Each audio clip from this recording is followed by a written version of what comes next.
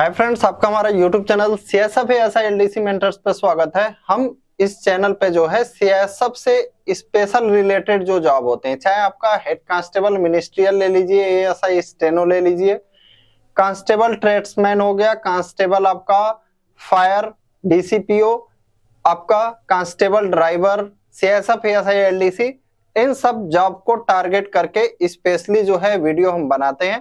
क्योंकि सीएसएफ में जो है 7 साल से अधिक सर्विस के बाद जो है रिजिग्नेशन जो दिया मैंने, उसके बाद मेरा यही सर्विस है कि मैं आप लोगों को इसका मैक्सिमम से मैक्सिमम जानकारी प्रोवाइड कर सकूं।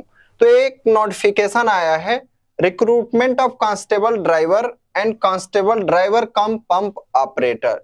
तो क्या इसके बीच में डिफरेंस है, यानी यहाँ पे क्या डिफरेंस होने वाला है, ठीक है। आखिर इसको 2 भाग में क्यों बांट दिया, ड्राइवर यहाँ भी है और यहाँ क्यों लिख दिया ड्राइवर कम पंप ऑपरेटर।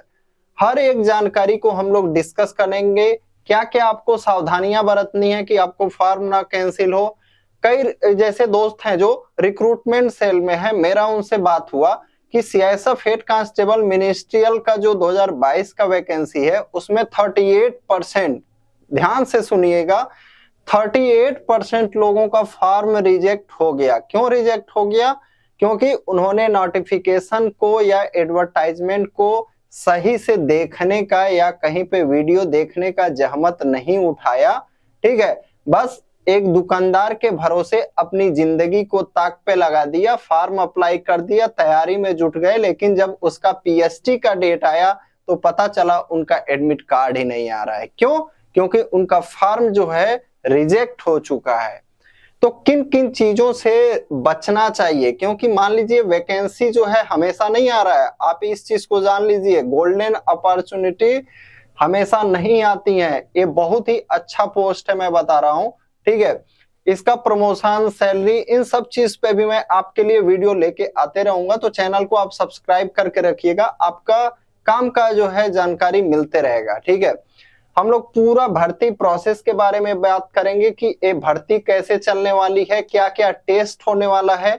और जो ड्राइवर दोस्त है मेरे, चाहे वो फायर सर्विस में है, चाहे वो फायर से अलग ड्राइवर यानी डीसीपीओ में हो या ड्राइवर में, उनसे जानकारी इकट्ठा करके मैं अपना चैनल के माध्यम से आप लोगों को उसके बारे में बताता रहूंगा कि ट्रेड टेस्ट में क्या पूछा जाता है, ठीक है।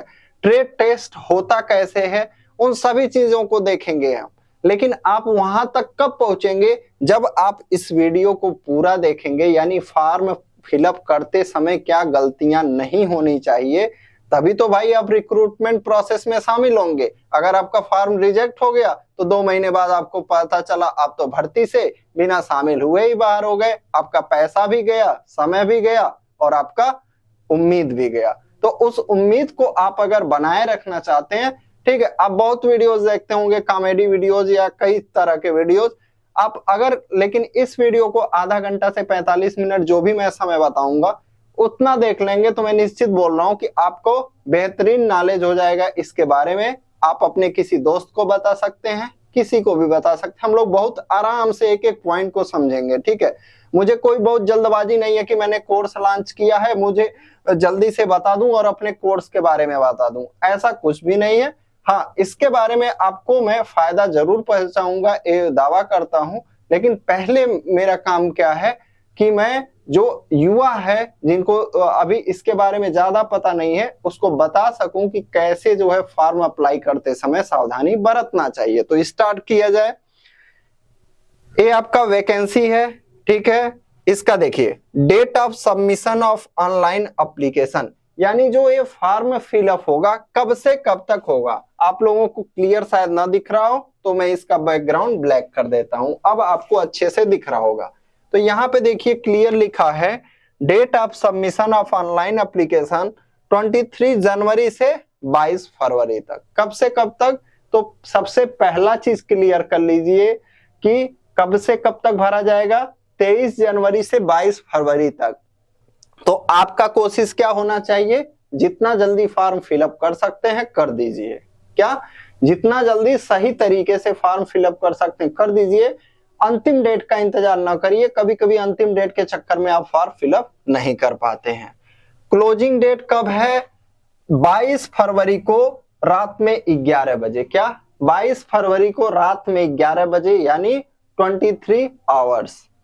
अब आते हैं हम लोग, क्या कह रहा है यहाँ पे, online applications are invited from eligible male Indian citizens. यहाँ पे देखिए, यहाँ पे सबसे पहला चीज, जब आप अच्छे से किसी नोटिफिकेशन को पढ़ेंगे, यहाँ पे क्या कह दिया है कि only for male not for female. तो ये जो वैकेंसी है फीमेल के लिए नहीं है, पहले इस चीज क्लियर कर लेंगे आप लोग। एक किसके लिए है, मेल के लिए है। For filling up the following temporary post of constable driver and constable driver cum pump operator. तो अब हमारे दिमाग में आता है, यहाँ पे कांस्टेबल ड्राइवर लिखा हुआ है, यहाँ पे constable driver cum pump operator लिखा हुआ है, माजरा क्या है, मुद्दा क्या है। ठीक है, तो देखो मैं एक आपको बताता हूं। जैसे कांस्टेबल का जो ब्रांच है, 3 ब्रांच है। क्या है, कांस्टेबल जो है 3 ब्रांच में बटा हुआ है। एक तो है आपका एग्जीक्यूटिव ब्रांच, क्या एग्जीक्यूटिव ब्रांच, दूसरा आपका फायर सर्विस बोलते हैं, और तीसरा आपका बोलते हैं मिनिस्ट्रियल, क्या मिनिस्ट्रियल। तो ये 3 ब्रांच है सीआईएसएफ का। तो ये जो कांस्टेबल ड्राइवर होगा ये इसमें आ जाएगा। फायर सर्विस में जो है आपका कौन आ जाएगा, डीसीपीओ। कौन सा, डीसीपीओ। तो ये जो है फायर की, जो फायर फाइटर की गाड़ियां होती हैं उसमें काम करता है। अब यहाँ पे बता दूं, जो एक कांस्टेबल डीसीपीओ होता है भाई ना, इसको जो है ये क्या होता है, ये फायर ब्रिगेड के साथ रहता है, यानी उन गाड़ियों को चलाता है जो फायर सर्विस में काम करती हैं। और जो सिर्फ कांस्टेबल ड्राइवर होता है वो कमांडेंट की गाड़ी, डीसी की गाड़ी, डीआईजी की गाड़ी, आईजी की गाड़ी, इन लोगों की गाड़ी को चलाता है, या डाक रनर का काम करता है बाइक से। बाइक से क्या करेगा, डाक रनर का काम करेगा। इसी वजह से यहाँ पे बाइक टेस्ट भी होता है। क्या, इसी वजह से बाइक चलाने का भी टेस्ट किया जाता है कि आपको बाइक सही से चलाने आ रहा है कि नहीं, क्योंकि आपको बाइक पर भी ड्यूटी का अपना परफॉर्म करना पड़ता है। फिर क्या कह रहा है, फॉर फायर, देखिए यहाँ पे लिखा है fire services in central industrial security force. पे लेवल क्या है आपका, पे लेवल 3 है। कौन सा पे लेवल है, पे लेवल 3। पे मैट्रिक्स 21,700 से 69,100। अभी 38% डीए चल रहा है, बहुत कुछ है। फायर, जो फायर सर्विस होता है उसमें फायर जो है आपका अलग से भत्ता मिलता है, अग्नि भत्ता 24-2500 मेरे ख्याल से एक्स्ट्रा मिलता है बाकी सभी से, और किसी को नहीं मिलता है 24-2500।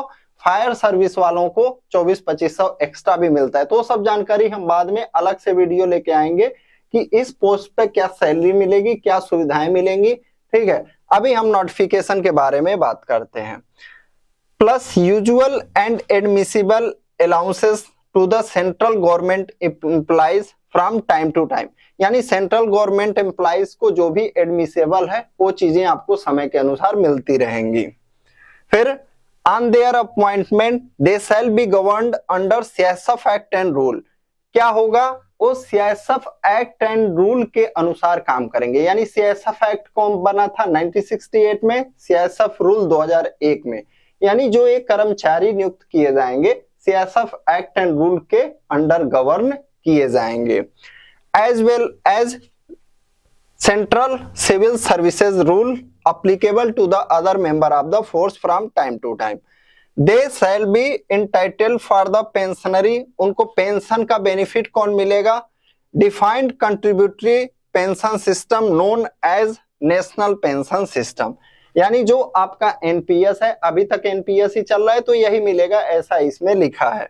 हाई कोर्ट में केस जो है जीता गया है, सुप्रीम कोर्ट में भी पैरामिलिट्री केस अगर जाता है तो जीतेगा, नहीं तो मिलेगा जरूर। आप देखना पेंशन एक दिन पैरामिलिट्री को मिल के रहेगा। applicable to all employees joining service of central government on or after 1st January 2004. The recruitment process will consist of physical standard test. तो जो रिक्रूटमेंट प्रोसेस होगा उसमें क्या क्या शामिल होगा, एक हल्का हल्का मोटा मोटा देख लीजिए। पहले तो फिजिकल स्टैंडर्ड टेस्ट। तो फिजिकल स्टैंडर्ड टेस्ट कई लोग समझ में नहीं पाते होता क्या है। तो फिजिकल स्टैंडर्ड टेस्ट में क्या होता है, सबसे पहले आपको एक बार दंड से घुसाया जाएगा, आप अगर आपका हाइट फिट पाया जाता है उस वैकेंसी के अनुसार, फिर आप बाकी चरण में आपको प्रवेश दिया जाएगा।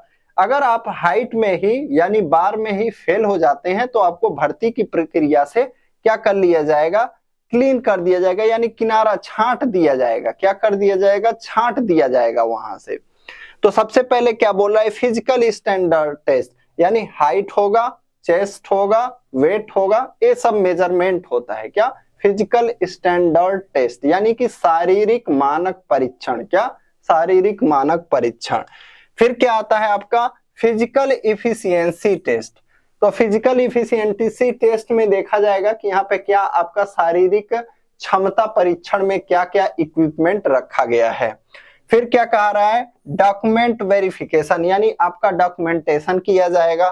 फिर आपका ट्रेड टेस्ट होगा 100 मार्क का। क्या, ट्रेड टेस्ट होगा 100 मार्क का। ठीक, 100 नहीं, इसको हम देख लेंगे अभी कितना मार्क है, मेरे ख्याल से 100 से ज्यादा है, 50 और कितना था। रिटन एग्जामिनेशन उसके बाद होगा, यानी जब आप PST PET trade test pass कर लेंगे तब जाके आपको रिटन एग्जामिनेशन के लिए कॉल किया जाएगा। और ये आपका रिटन एग्जामिनेशन 100 नंबर का होगा, या तो ओएमआर बेस्ड या कंप्यूटर बेस्ड होगा। मेडिकल एग्जाम उसके बाद होगा। The salient features of the recruitment are as under. अब देख लेते हैं क्या क्या है।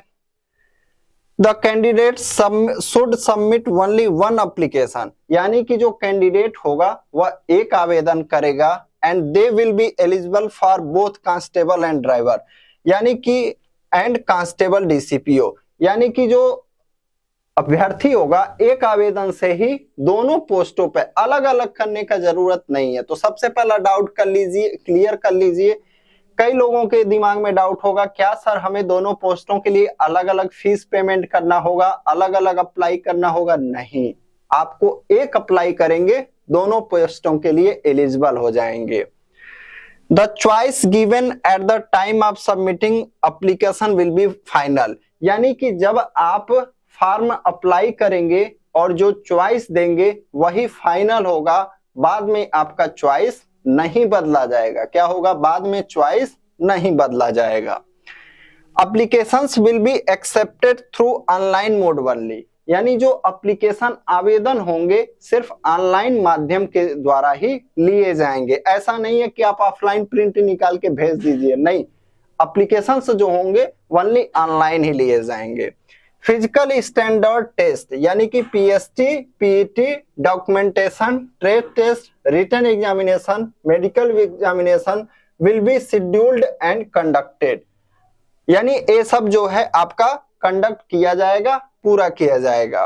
Written examination under OMR base या computer based mode will be conducted only in English and Hindi language. जैसे क्या है, इसको अप्लाई करने के लिए तमिलनाडु, नॉर्थ ईस्ट, जम्मू कश्मीर, गुजरात, महाराष्ट्र, हर एक स्टेट से लड़का अप्लाई करेगा। तो उसके दिमाग में डाउट होगा, क्या मैं रीजनल लैंग्वेज में यानी कि क्षेत्रीय लैंग्वेज में इस एग्जाम को दे सकता हूं क्या?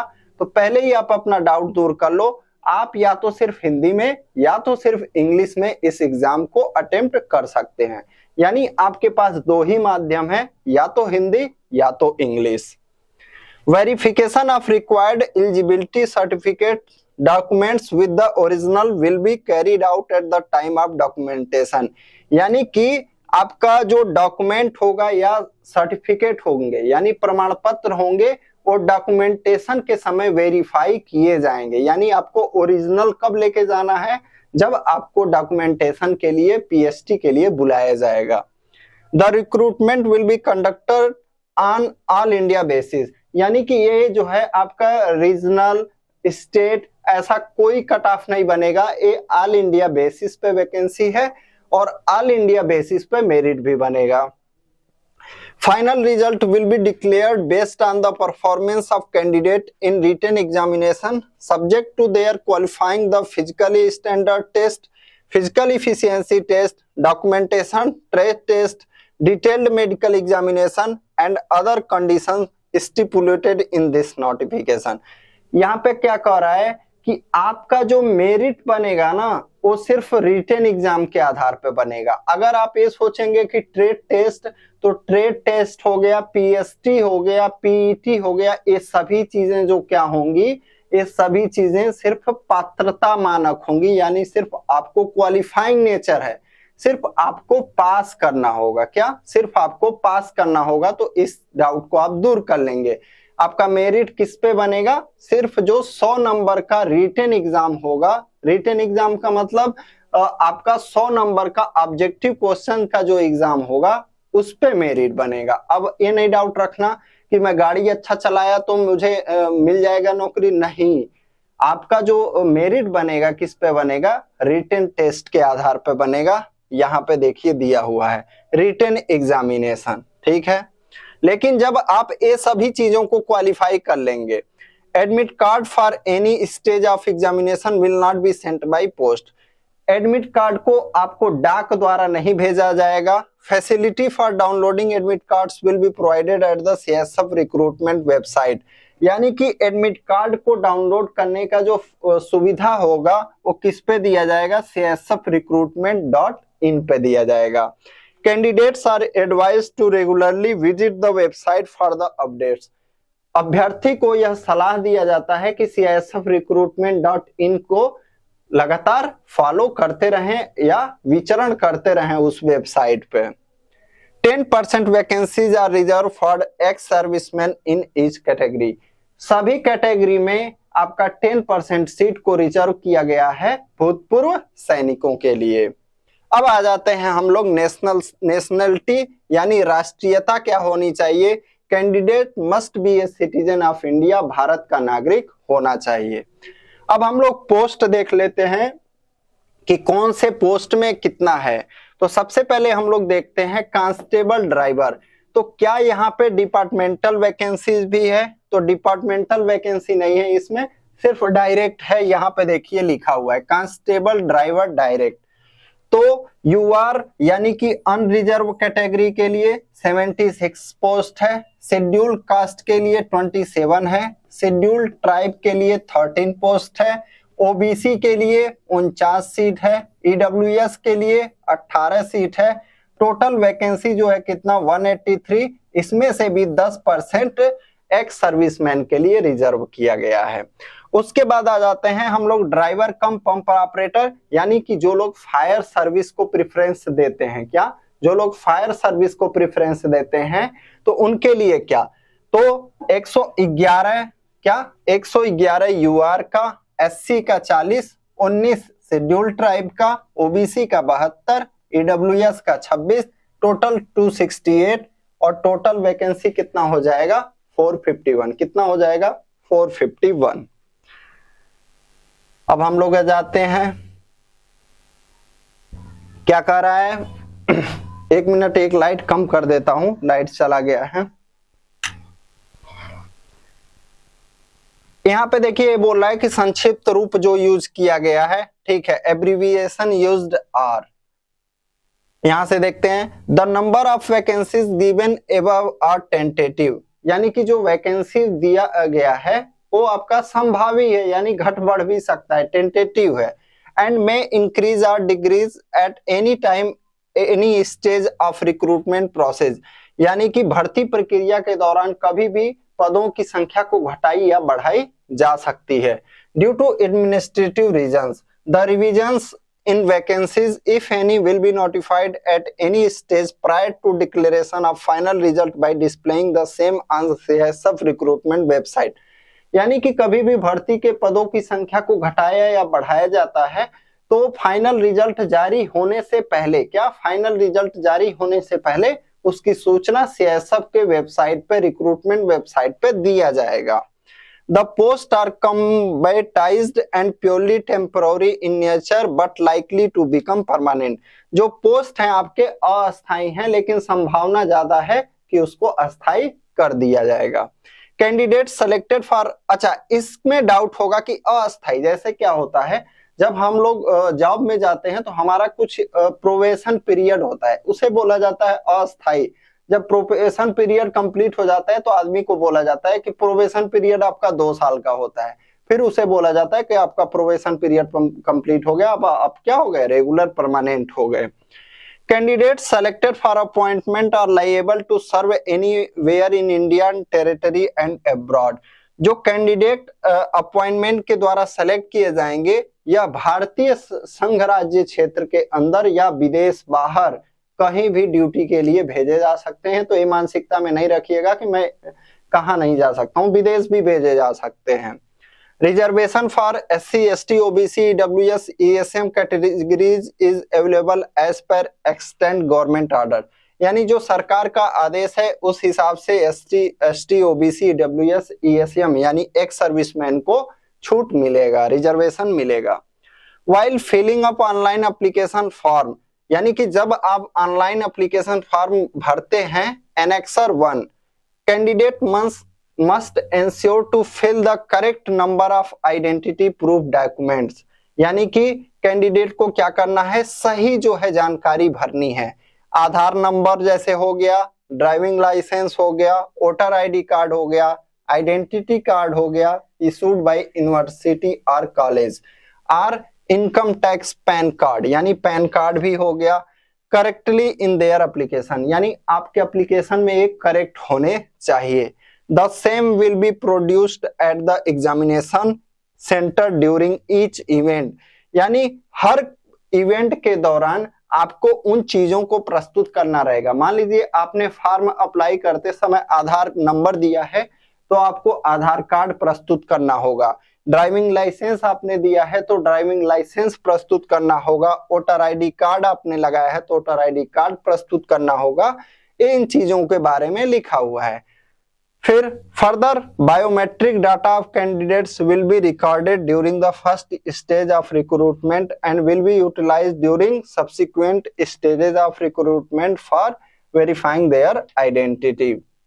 यानी कि जो बायोमेट्रिक डाटा होगा पहली बार जो लिया जाएगा वही आगे भी फॉलो होते रहेगा।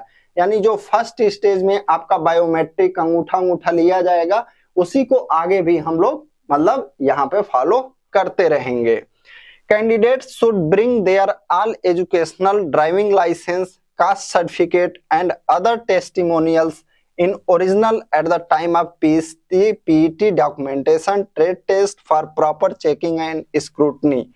यानी कि जो कैंडिडेट होंगे अपना सभी शैक्षणिक योग्यता वाले सर्टिफिकेट हो गए, ड्राइविंग लाइसेंस हो गया, जाति प्रमाण पत्र ड्राइविंग लाइसेंस, जाति प्रमाण पत्र और आपके टेस्टिमोनियल जो हो गए यानी डिग्री का सर्टिफिकेट, ये सब चीजें आपको ओरिजिनल ले आना है। क्या ओरिजिनल ले आना है? कब? PST फिजिकल स्टैंडर्ड टेस्ट के समय, PET के समय, डॉक्यूमेंटेशन के समय, ट्रेड टेस्ट के भी समय। ठीक है। If any candidate fail to produce any requisite document in support of his eligibility, his candidature will be rejected straightway and no appeal will be accepted against his rejection for conducting documentation on any other day। यानी कि जो दिन आपको दिया गया है documentation का उसी दिन आपको सब डॉक्यूमेंट लेके आना है, फिर अगला दिन नहीं दिया जाएगा, यहाँ क्लियर लिखा जा रहा है। ठीक है। फिर क्या रहा? They will not be allowed to participate in further process of recruitment, यानी कि और आगे के भर्ती प्रक्रिया के दौरान उनको अनुमति नहीं दी जाएगी। Caste certificate having the following details in respect of reserve category candidates may be accepted as per prescribed proforma and the candidates may be allowed to continue in recruitment process against vacancy of respective reserve category.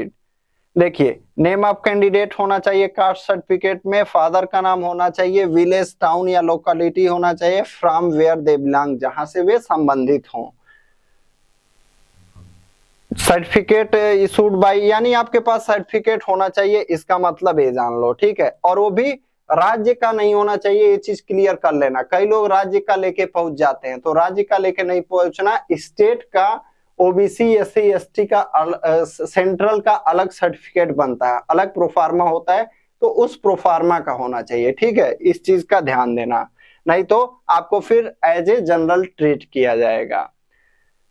X serviceman candidates are not available, कह रहा है कि यदि ex serviceman Kota नहीं भरता है, vacancies reserve for ESM will be filled up by candidates of non ESM category. यानी कि अगर मान लीजिए एक सर्विसमैन पर्याप्त मात्रा में नहीं मिलते हैं वैकेंसी को भरने के लिए, तो बाकी जो अदर लड़के हैं उनसे इस भर्ती को पूरा किया जाएगा। Applications must be submitted in online mode at official website। इस वेबसाइट पे आप कर सकते हैं आवेदन www.csfrecruit.in और कोई भी माध्यम स्वीकार नहीं किया जाएगा। The call up letter or admit card for all stages of recruitment as mentioned below will be issued by the candidates through online mode। यानी इसी आपका वेबसाइट पे जो भी एडमिट कार्ड हैं, जैसे PST, PET, documentation, trade test, written examination और detailed medical examination, ये तीनों के लिए आपका एडमिट कार्ड जो होगा वेबसाइट पे ही आएगा और कहीं भागने की जरूरत नहीं है। There are following 2 stages of recruitment before detailed medical examination। यानी कि मेडिकल के पहले 2 प्रोसेस होगा। यानी आपको कितनी बार जाना पड़ेगा ये मैं बता देता हूं। पहली बार तो जाना पड़ेगा आपको पीएसटी, पीईटी, डॉक्यूमेंटेशन और ट्रेड टेस्ट के लिए। दूसरी बार आपका रिटन एग्जामिनेशन होगा। क्या होगा?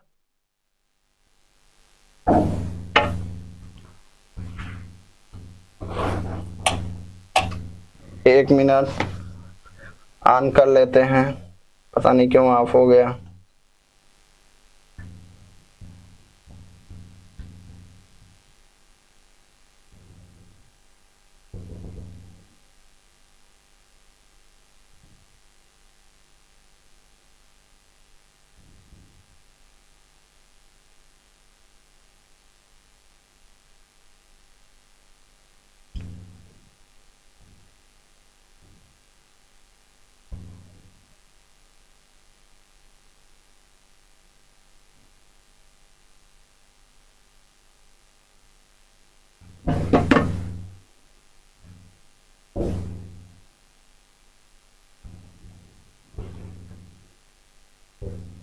देखिए, इन सब चीजों का जो लोग सावधानी नहीं बरतते हैं तो उनको पता भी नहीं चल पाता है। और मैक्सिमम देखिए 100 में से अगर 38 लोगों का फॉर्म कैंसिल होना आम बात नहीं है। ठीक है, जैसा कि मुझे मतलब जानकारी मिला।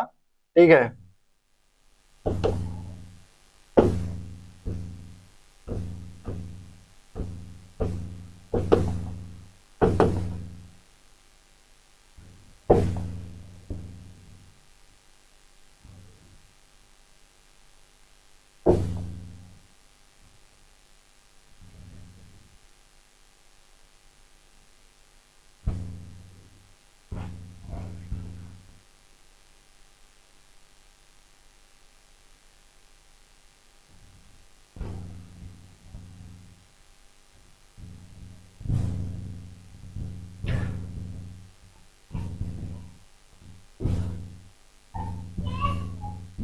यहाँ पे क्या कह रहा है? The sequence of the above 2 stages, यानी जो अगला हम लोग 2 स्टेज देखे थे उसको चेंज किया जा सकता है। ठीक है, if written examination is conducted in the first stage, the number of candidates to be called for the second stage would purely depend on merit in the written examination.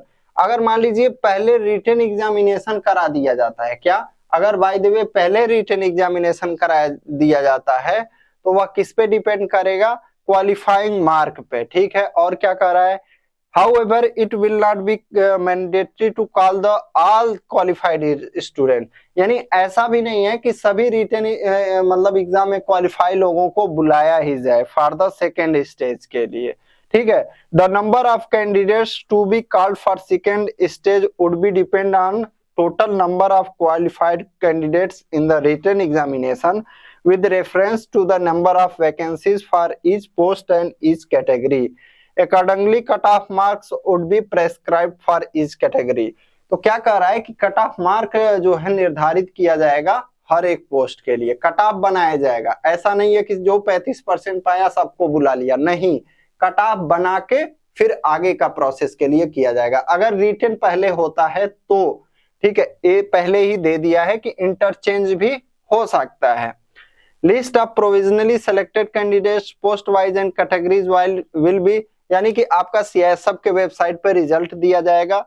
The candidates who find place in the provisional select list as per available vacancy in each post and category will be called for DME. जो लोग provisional selected पाए जाएंगे list में, उनको medical के लिए call किया जाएगा। Final selection will be made on the basis of merit in the written examination, यानी जो मेरिट बनेगा किस पे बनेगा, रिटन एग्जामिनेशन पे सिलेक्शन होगा। एज क्राइटेरिया के बारे में देख लीजिए। एज क्राइटेरिया बहुत ही इंपॉर्टेंट पॉइंट है। आपका कब से कब तक दे रहा है, 21 से 27 वर्ष। कब से 21 से 27 वर्ष। The crucial date for determining age limit will be the closing date of receipt of online application from the candidates, यानी 22/2/2023 को, कब 22/2/2023 को आपका 21 से 27 होना चाहिए। Including for the candidates of north east region, यानी सभी छात्रों के लिए, लेकिन SC ST OBC को छूट भी यहाँ मिलेगा। ठीक है, देख लेते हैं। The upper age limit is also relaxable to government servants including serving CISF personnel in the rank of constable GD, यानी अगर कोई व्यक्ति कांस्टेबल GD में वर्क कर रहा है तो उसको एज क्राइटेरिया में छूट मिलेगा। कांस्टेबल फायर में है तो भी छूट मिलेगा, कांस्टेबल ट्रेड्समैन में है तो भी छूट मिलेगा। अप टू 40 साल, यानी कि 40 साल तक का ये व्यक्ति फॉर्म भर सकता है अगर वो सेंट्रल गवर्नमेंट एम्प्लॉइज है या सीआईएसएफ में कार्यरत है। In the case of general and OBC candidates and 45 years in the case of scheduled caste. और ये 40 साल कब था, जनरल एंड ओबीसी कैंडिडेट्स के लिए। किसके लिए, जनरल और ओबीसी के लिए 40 साल, एससी के लिए 45 साल and scheduled tribe candidate SC ST के लिए 45 साल दिया है।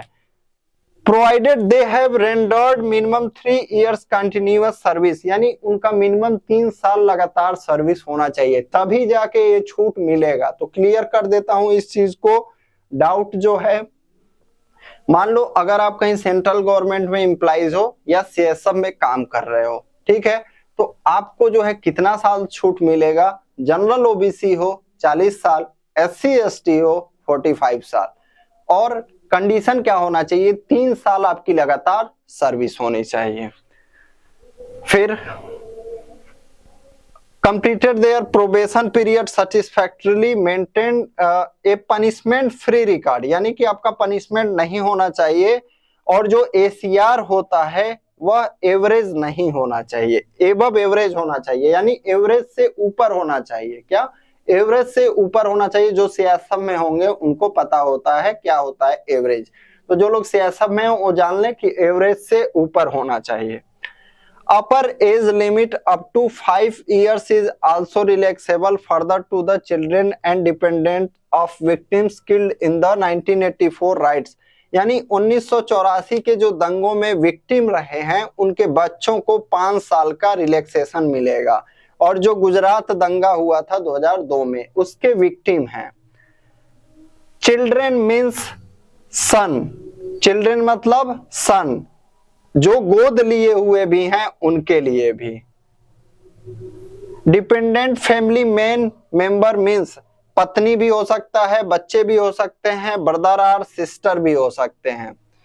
In case of unmarried victim, ठीक है, जिनका शादी नहीं हुआ है। फिर देखते हैं क्या कर रहा है। This advertisement pertains to recruitment of constable driver and constable pure format there only one children, one male children and male dependents of victim kill in. ये बहुत इंपॉर्टेंट नहीं है क्योंकि इससे बहुत ज्यादा लोगों को छूट नहीं मिलने वाला है, तो यहाँ देख लेते हैं। हाँ, जो बाहरी लड़के हैं, क्या, जो बाहरी लड़के हैं, आपने देख लिया कि कितना साल था आपका, 27 साल तक था।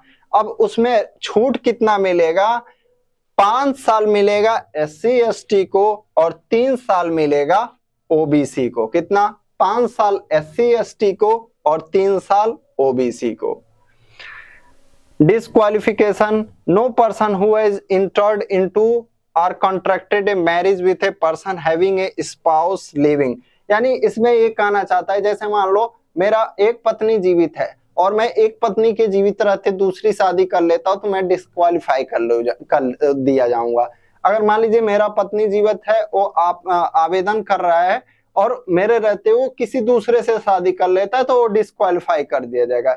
यानी इसमें कहने का यही मतलब है, एक व्यक्ति एक मतलब शादीशुदा है तो फिर दूसरा शादी नहीं होना चाहिए उसका, ठीक है, यहाँ पे नहीं तो डिस्क्वालीफाई कर दिया जाएगा। एजुकेशनल क्वालिफिकेशन क्या होना चाहिए? The candidate should have passed matriculation, यानी कि 10वीं पास होना चाहिए या उसके समकक्ष योग्यता होनी चाहिए। Educational certificate other than state board, central board should be accompanied with Government of India notification declaring that such qualification is equivalent to matric or 10th class pass for service under central government।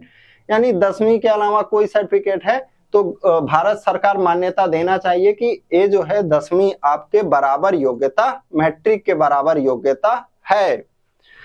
Driving licence क्या बोल रहा है आपके पास? Heavy motor vehicle या transport vehicle होना चाहिए, LMV होना चाहिए और मोटरसाइकिल विद गियर। जब आप ड्राइविंग लाइसेंस बनवाते हैं तो वहां पे टिक किया हुआ रहता है, ठीक है, हैवी मोटर व्हीकल और transport vehicle, light motor vehicle, motorcycle with gear. तो ये तीनों फैसिलिटी आपका ड्राइविंग लाइसेंस में होना चाहिए। Attention is drawn to the following clause in the Motor Vehicle Act 1988. Age limit in connection with driving motor vehicles. No person under the age of 18 years shall drive motor vehicle in public place. यानी 18 साल से कम का व्यक्ति कोई भी public place पे गाड़ी नहीं चला सकता है। No person under the age of 20 years shall drive a transport vehicle in any public place. 20 साल से कम का व्यक्ति ट्रांसपोर्ट व्हीकल नहीं चला सकता है पब्लिक प्लेस पे, ठीक है। No person shall be granted a learner's licence to drive a transport vehicle unless he has held a driving licence to drive a LMV for at least 1 year. कोई भी ऐसा व्यक्ति जो एलएमवी का 1 साल लाइसेंस धारक है, ठीक है, फिर क्या कर रहा है और उसके पास हैवी का लर्नर लाइसेंस है तो पब्लिक प्लेस पे या ट्रांसपोर्ट व्हीकल को नहीं चला सकता है।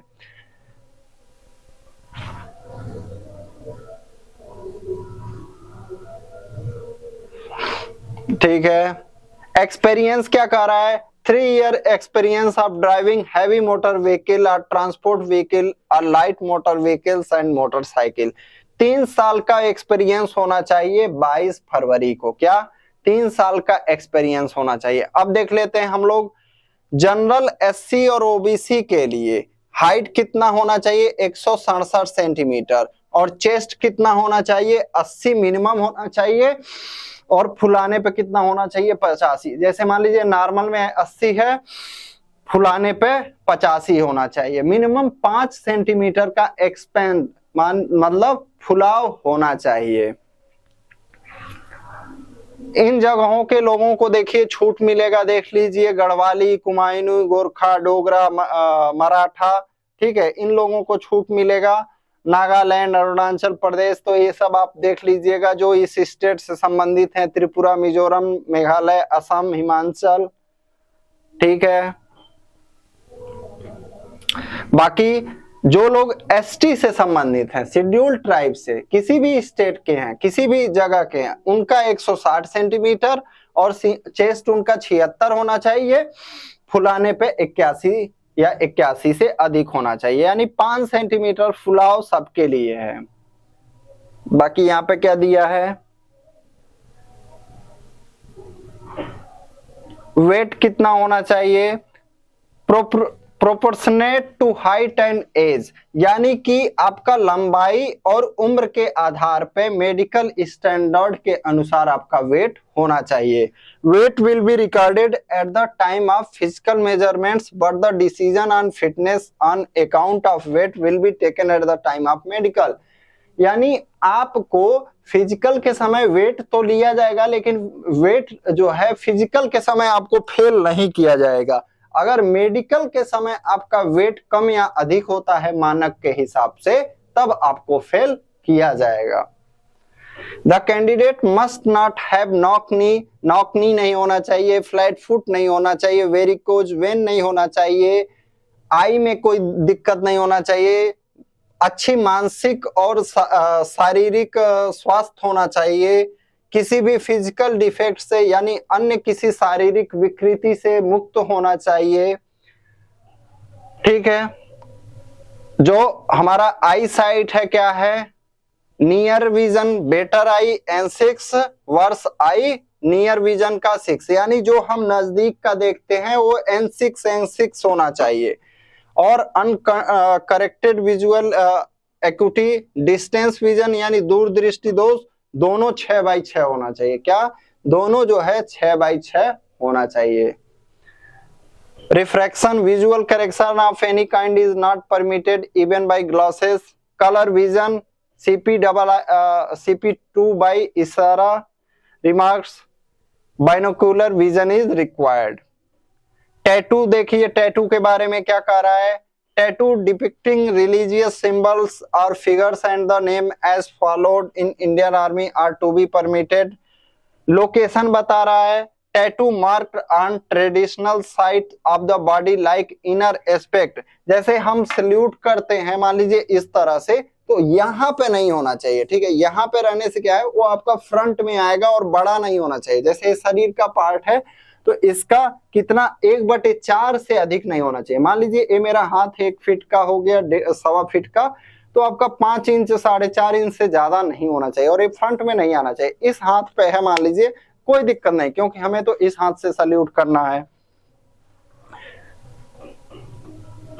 यहाँ पे एक सर्विसमैन के लिए दिया है, ex servicemen who are सिपाही or lance naik in the army or equivalent rank in the air force or navy having valid driving license as prescribed in para 53 ex serviceman के बारे में है।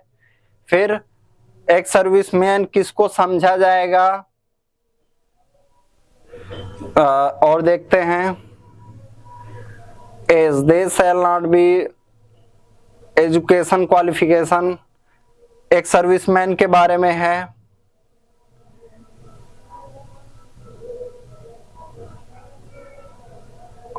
और देखते हैं किसके बारे में दिया है यहाँ पे, process of certification and format of certificate. Candidates who wish to be considered against vacancies reserved or seek as relaxation are required to submit required certificate from the competent authority। यानी कि जो लोग SC ST OBC EWS और ESM से हैं, सक्षम प्राधिकारी के द्वारा बना हुआ सर्टिफिकेट लगाएंगे। क्या, सक्षम प्राधिकारी के द्वारा। However, such EWS candidates and OBC candidates who have not availed any age relaxation will be considered under UR category। यानी ऐसे जो है EWS और OBC के कैंडिडेट जिन्होंने कोई एज रिलैक्सेशन नहीं लिया है, उनको किस में शामिल किया जाएगा, UR में शामिल किया जाएगा। But such SC ST ESM candidates will not be allowed to participate in further recruitment process as they did not pay the application fee. ठीक है, लेकिन SC ST को जो है अलाउ नहीं किया जाएगा। कब तक, एज, क्यों, कारण क्या है, they did not pay the application fee. ठीक है, उनको जनरल में शामिल नहीं किया जाएगा। A person seeking appointment on the basis of reservation to OBCs must ensure that he possesses the caste community certificate and does not fall in creamy layer. कि वह क्रीमी लेयर से संबंधित अगर होगा तो उसको, देखो यही भूल हुआ था मेरे से, मैंने किसी को फॉर्म अप्लाई करने को दे दिया था और उसने क्या किया, मेरा क्रीमी लेयर में डाल दिया था। तो मैं उस समय जनरल के कटऑफ से 0.53 नंबर से स्टेशन मास्टर में छट गया था और मेरा OBC में 76 रैंक था बिलासपुर जोन में और 95 रैंक तक OBC में सिलेक्शन हुआ था। तो एक गलती आपको, ठीक है, नुकसान पहुंचा सकती है। ठीक है, तो इस चीज का ध्यान रखेंगे। आप OBC नॉन क्रीम लेयर में है तो नॉन क्रीम लेयर ही डालेंगे, क्योंकि रिजर्वेशन फायदा उन्हीं को मिलता है।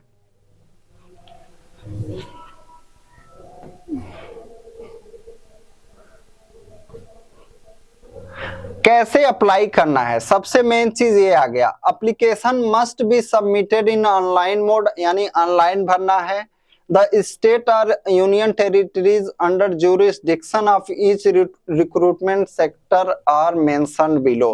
कौन सा स्टेट किसमें आता है देख लीजिए, चंडीगढ़, हरियाणा, हिमाचल प्रदेश, जम्मू कश्मीर, लद्दाख, पंजाब, राजस्थान। 21 सेक्टर में आएगा, नॉर्थर्न सेक्टर यानी कि उत्तरी क्षेत्र में, ठीक है। फिर दिल्ली, उत्तर प्रदेश, उत्तराखंड, एनसीआर सेक्टर में। दादर, नागर हवेली एंड दमन और दीव, गोवा, गुजरात और महाराष्ट्र, वेस्टर्न सेक्टर में। चंडीगढ़, मध्य प्रदेश, सेंट्रल सेक्टर में। बिहार, झारखंड, ईस्टर्न सेक्टर में। आंध्र प्रदेश, कर्नाटक, केरला, लक्षद्वीप, पुदुचेरी, तमिलनाडु, तेलंगाना, साउदर्न यानी दक्षिणी सेक्टर में। Andaman Nicobar island, Sikkim, Odisha, west Bengal, north eastern sector 2 में। Arunachal Pradesh, Assam, Manipur, Meghalaya, Mizoram, Nagaland, Tripura, north eastern sector में। क्लोजिंग और लास्ट डेट फॉर सबमिट, यानी लास्ट डेट कब है आपका, 22 फरवरी है।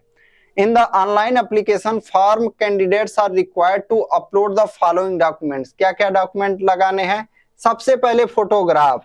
भैया इसकी वजह से जो है ना सबसे ज्यादा फॉर्म रिजेक्ट होते हैं, तो इस चीज का आप ध्यान रखिएगा। Recent scanned colour passport size photograph, duly printed the date of photograph. इसका मतलब क्या है, डेट ऑफ फोटोग्राफ प्रिंटेड होना चाहिए और 3 महीना से पुराना नहीं होना चाहिए। क्या, 3 महीना से एप्लीकेशन पब्लिकेशन के डेट से, यानी जिस तारीख को ये नोटिफिकेशन पब्लिश हुआ है उससे 3 महीना पुराना ना हो, तो नया बनवा लीजिएगा 25-30 रुपया, नहीं तो फॉर्म रिजेक्ट हो जाएगा। और क्या, ऐसे डेट वहां पे मेंशन होना चाहिए, यहाँ पे डेट मेंशन होना चाहिए, ठीक है। आगे क्या कह रहा है, जेपीईजी फॉर्मेट में होना चाहिए। क्या, जेपीईजी फॉर्मेट में कितना, 20 केबी से 50 केबी के बीच में होना चाहिए। और photograph should be about 3.5 centimetre with, यानी ऐसे 4.5 और ऐसे 3.5। ए वाला जो खड़ा वाला है 4.5 और ए वाला आपका 3.5। The photograph should be without cap, cap लगा के नहीं खिंचाना है। एक लड़का फोन किया, सर मैं चश्मा लगा के खिंचाया था, ठीक है फोटो, तो यहाँ पे आंख चाहिए 6x6 दोनों, और चश्मा लगा के दोगे तो कैसे काम बनेगा, नहीं बनेगा, ये गलती नहीं करिएगा। Without cap, without spectacles and both years should be visible, है कान दिखना चाहिए कि लड़के के पास कान है कि नहीं है, ठीक है, लड़के के पास कान है कि नहीं है। The date on which the photograph has been taken must be clearly printed, a date clear दिखना चाहिए on the photograph। Application without the date printed on the photograph will be rejected, application reject कर दिया जाएगा। फिर सोचना मेरा form reject क्यों हो गया, फिर कई यूट्यूबरों से पूछना, सर क्या कुछ हो सकता है क्या, घंटा कुछ नहीं हो सकता है, पहले जब सही से नहीं देखोगे, ठीक है, टाइम नहीं है तुम्हारे पास, तो ऐसे ही भटकते रहोगे, ठीक है। इस वजह से पहले ध्यान से नोटिफिकेशन देखना स्टार्ट कर दो, अगर अभी तक नहीं देखते हो। ये बोरिंग चीज है लेकिन फायदे का चीज है। Application without the date printed on the photograph will be rejected, applications with the blurred photograph will also be rejected, यानी एप्लीकेशन जो ब्लर्ड हैं, धुंधले हैं, वो भी रिजेक्ट कर दिए जाएंगे। Uploading of signature, scanned signature in JPEG format, एक ऐसा होना चाहिए 10 केबी से 20 केबी होना चाहिए। डायमेंशन जो होना चाहिए 4x2, यानी 2 सेंटीमीटर ऐसे, 4 सेंटीमीटर ऐसे, इस तरह से होना चाहिए, 4A 2A। Application with eligible signature will be rejected, यानी ऐसे बिना सिग्नेचर का या अपठित सिग्नेचर के बिना आपका फॉर्म रिजेक्ट कर दिया जाएगा। Uploading of documents, candidates is required to upload the scanned copies of all the relevant documents in PDF format, not more than 1 MB, यानी 1 MB से ज्यादा आपका डॉक्यूमेंट नहीं होना चाहिए। With regard to his age and educational qualification, यानी उसके as के संबंध में और शैक्षणिक योग्यता के संबंध में। The candidates are advise to submit only single online application, यानी एक ही एप्लीकेशन देना है, कई नहीं भरना है, ठीक है। प्रेफरेंस फॉर पोस्ट में B indicated in application form in the following manner. देखिए आप चॉइस कैसे भरेंगे, दोनों चॉइस दिया हुआ है, या तो कांस्टेबल ड्राइवर को फर्स्ट प्रेफरेंस दीजिए या कांस्टेबल डीसीपीओ को सेकंड प्रेफरेंस, या कांस्टेबल डीसीपीओ को फर्स्ट प्रेफरेंस या कांस्टेबल ड्राइवर को सेकंड प्रेफरेंस। तो मेरा मानना क्या है भैया, मैं जहां तक अनुभव किया हूं और जो फायर के लोग बताते हैं, यहाँ सैलरी भी ज्यादा है और मतलब अच्छाई भी है, ठीक है, यहाँ पे अच्छा भी है। तो आप कांस्टेबल डीसीपीओ जो है ज्यादा बेटर है। क्या है, कांस्टेबल डीसीपीओ ज्यादा बेटर है आपका इससे, क्योंकि यहाँ पे 2500 भत्ता और भी कई फैसिलिटी मतलब आराम थोड़ा ज्यादा रहता है। Before submission of the online application candidates must check that they have filled. कल 2 दिन पहले एक लड़का फोन किया कि मैं अपना माता जी का नाम या किसका नाम गलत भर दिया। भैया एप्लीकेशन भरते हो तो पहले एक बार मिला लो डॉक्यूमेंट से, ठीक है, वो पहले पूछता है कि आप सही भरे हैं कि नहीं भरे हैं, लेकिन अगर आपको दुकान वाला हड़बड़ी में है तो गलत कर देगा। No change or correction modification will be allowed under any circumstances. Request received in this regard in any form like post, fax, email by hand etc. will be not entertained. देखिए कि यहाँ कह रहा है क्लियर नहीं लेंगे, लेकिन change हो जाता है, लेकिन आपको ध्यान देना है। The candidates must have their own personal email ID. तो दुकानदार का ईमेल आईडी नहीं देना, इसमें दुकानदार का मोबाइल नंबर नहीं देना, अपना ईमेल आईडी और अपना मोबाइल नंबर देना, ठीक है, ऑनलाइन एप्लीकेशन में, ताकि आपको एसएमएस और मेल आता रहे सबका। Candidates are advised in their own interest to submit online application much before the closing date, यानी कि जल्दी से जल्दी भर लीजिए कह रहा है, नहीं तो लास्ट में भीड़ ज्यादा होगा तो वेबसाइट पे दिक्कत बढ़ जाता है, क्रैश होने लगता है कभी कभी। एप्लीकेशन फीस कितना लगेगा, 100 रुपए लगेगा यूआर, ईडब्ल्यूएस और ओबीसी के लिए। एससी एसटी के लिए कोई फीस नहीं लगेगा। फी कैन बी पेड ऑनलाइन, यानी ऑनलाइन ही पेमेंट हो जाएगा, फोन पे, गूगल पे, UPI, net banking, debit card, ATM card, किसी भी तरीके से कर लो आप। Online fee can be paid by the candidates, 22 तारीख लास्ट डेट है फीस पेमेंट करने का भी, यानी उसी दिन जिस दिन फॉर्म भरो उसी दिन पेमेंट भी कर दो, वेट मत करो। फी वंस पेड, पैसा एक बार दे दोगे फिर आपका वापस नहीं होगा, ठीक है, यही कह रहा है।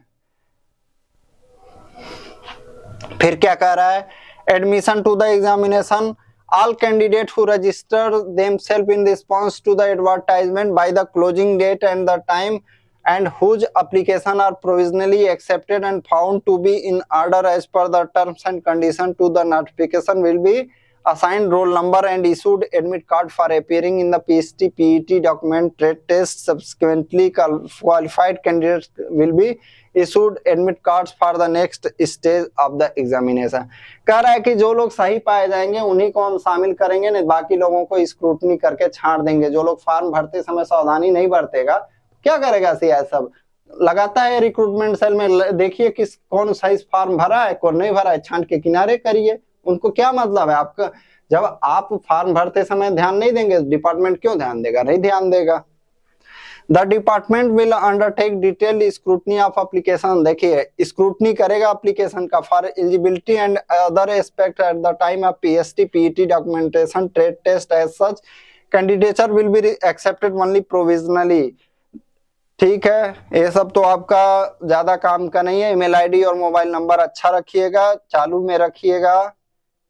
एक हफ्ता पहले आपका एडमिट कार्ड निश्चित आ जाएगा। क्या कह रहा है, in case of inability in downloading admit cards from the website, candidates should contact CISF at least 1 week before PST PET documentation trade test written examination or DME RME। अगर मान लीजिए आपका एडमिट कार्ड नहीं download हो रहा है ना, तो एक हफ्ता पहले बोल रहा है जरूर कांटेक्ट कर लेना, ठीक है, किसी तरह से भी CISF से कांटेक्ट कर लेना अगर डाउनलोड नहीं हो रहा है तो। In addition to the admit card, it is mandatory to carry a 4 passport size recent color। जो फोटोग्राफ आप वहां पे लगा रहे हैं ना, वैसे ही 4 फोटोग्राफ जो है प्रिंट करा के भी रखने रहना, और 3 महीना से पुराना नहीं होना चाहिए, ठीक है। और ओरिजिनल आईडी कार्ड होना चाहिए जो आप लगा रहे हो, ठीक है।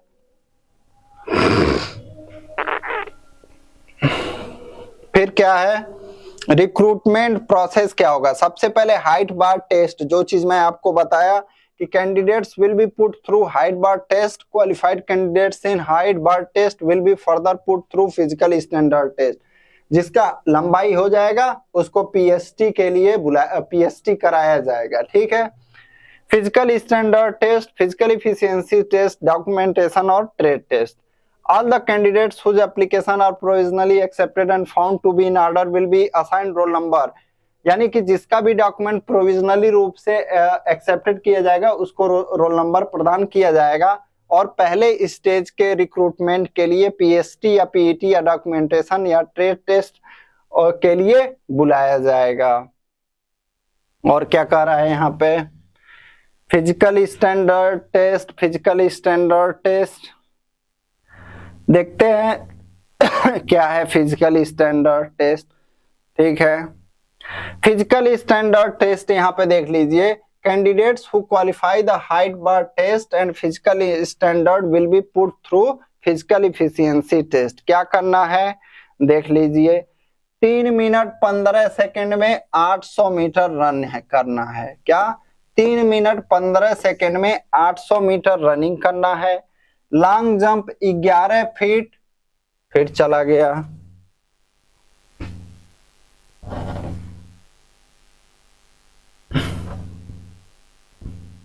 यहां से चला जा रहा है।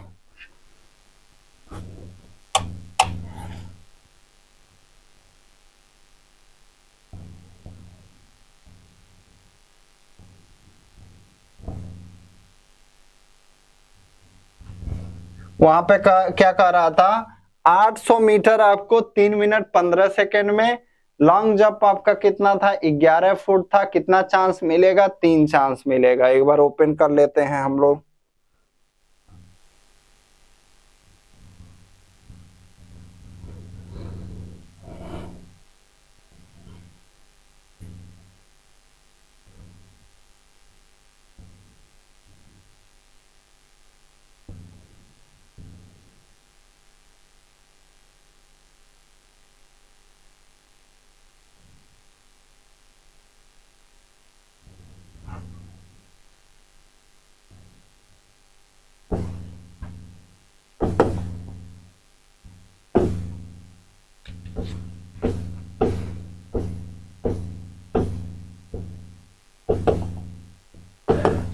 जो सावधानी बरतना है ज्यादा आपको फॉर्म अप्लाई करते समय ही बरतना है, ठीक है। फॉर्म जैसे जब अप्लाई करते हैं तो उसी समय जो है आपको सावधानी बरतना है, उसके बाद आप प्रोसेस में आ जाएंगे। गलत तरीके से भर देंगे आप जो है पहले ही छांट के किनारे कर दिए जाएंगे, तो इस चीज का आप ध्यान रखेंगे।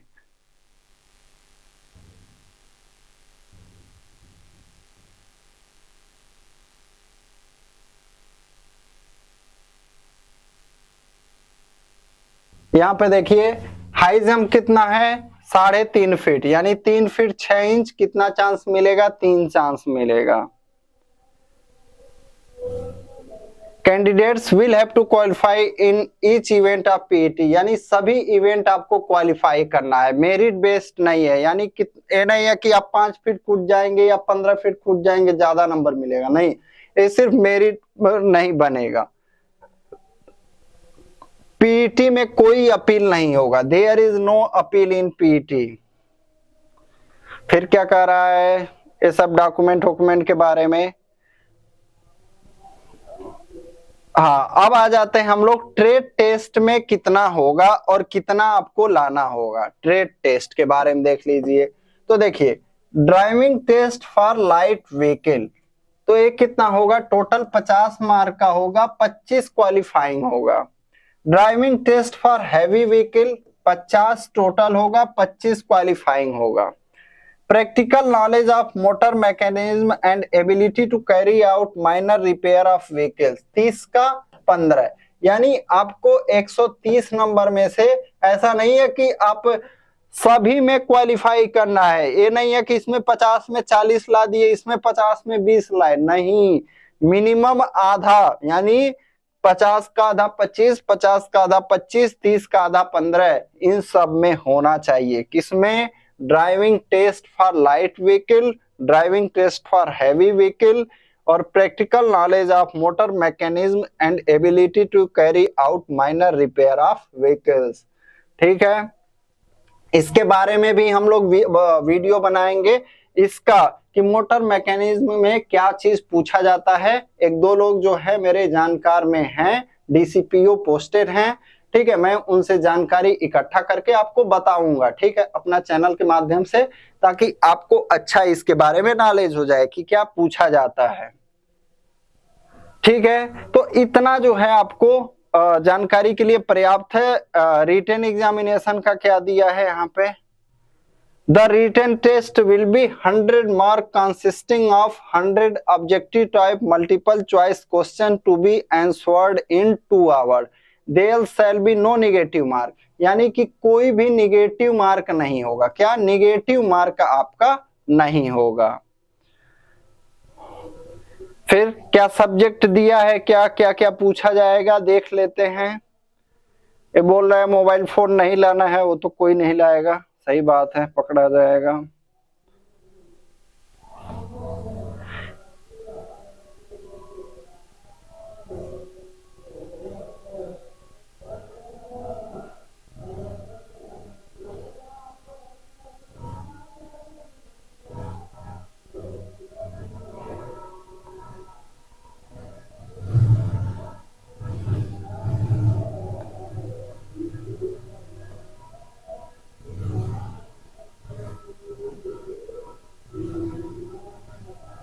यहाँ पे देखिए प्रोसीजर दिया है कैसे जो है फिल करना है।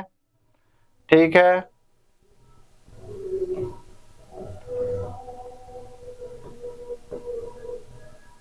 यहाँ पे एक जगह कहीं दिया था क्या क्या पूछा जाएगा। ठीक है, उस चीज को हम लोग देखते हैं, रिटन टेस्ट वाला देख लेते हैं, बाकी हमारी तरफ से जो है वीडियो खत्म हो जाएगा। एक बार उस चीज को देख लेते हैं।